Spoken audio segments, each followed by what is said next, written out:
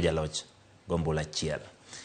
Jakom riwruog mine mar maendeleo ya wanawake Rahab Muiu opoyo kang' ma Kenya okawo mayiero mine mathoth e lemo mag telo. Yango ni gichano bago romo gi mine mondo mi mine ma Oyier oti ka gilalre wi ka ginyalo chwalo agenda mag mine. In 2017, we were able to get quite many MCAs, 3 governors. But after these elections, we've done pretty well. We have been able to get 7 governors from 3, single constituencies 26 from 23.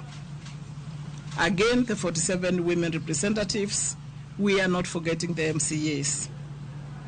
It is indeed a significant step towards the Kenyan women participation in the 2 houses.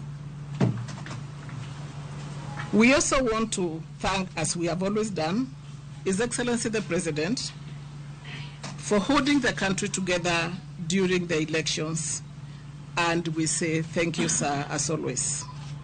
We also want to thank the security agencies. They too did a commendable job, not forgetting what we've seen the clergy do, and even the other people who are involved in the elections.